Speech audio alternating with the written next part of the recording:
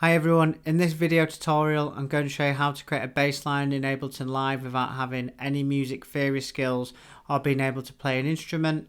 I've just used this using the Alex Kidd sequencer, which I'm just about to show you.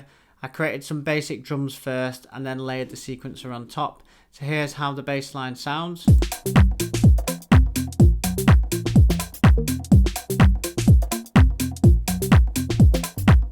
I thought I'd just create an organ bass, as organ bass lines seem to be really in at the minute.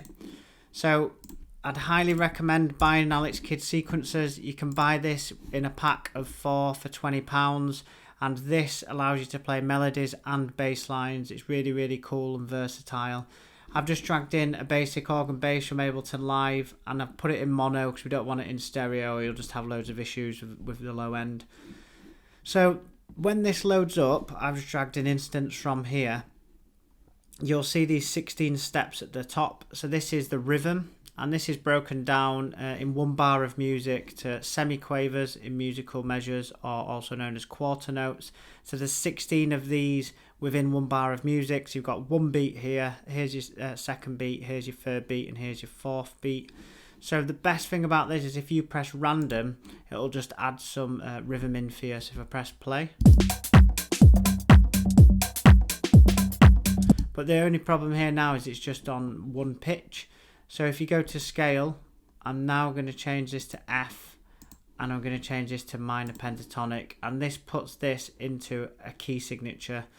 So if you don't know what this means, a pentatonic scale is really harmonically nice. So you've got really good sounding notes. You don't need to worry about any kind of notes clashing. It's going to sound good. Any note you press in a pentatonic scale is going to sound good without needing to worry about the notes you're pressing. So the next thing you can do is press randomize, and this randomizes your pitch. So that's a really good start to the bass line.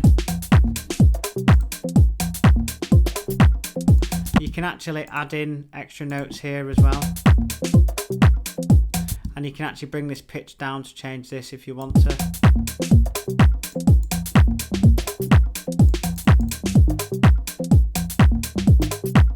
And another thing you can do is also add swing, and this adds just a bit of a human groove to it,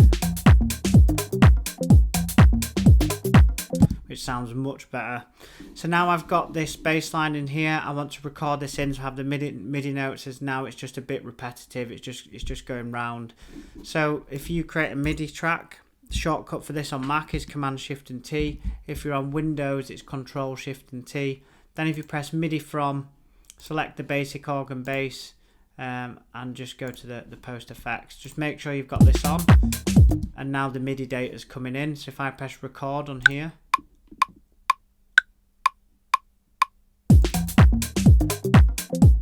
so now I've got 1 bar of music and I want to add another bar in. So if I press duplicate, I'm going to delete this out and I'm going to record the next bar in.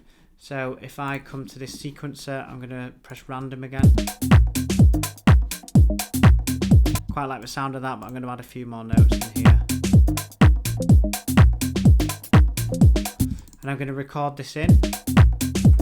If you press this at the top, this circle, this will record in the second bar.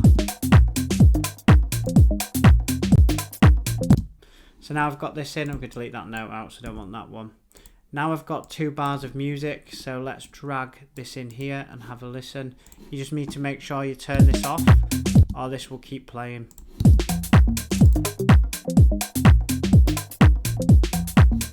I really like that. It's a really catchy bass line. The next thing I want to do is press duplicate, and we're going to just change this a bit more because it might get repetitive. You want to keep it interesting. So if you press invert on here, it's going to change the order of these notes.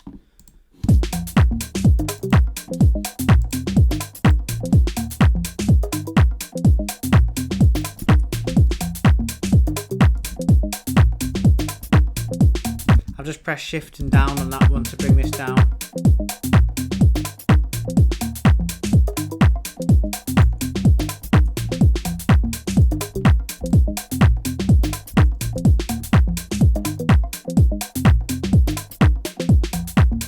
just a reminder that shifting up with this to move the notes up an octave or down an octave.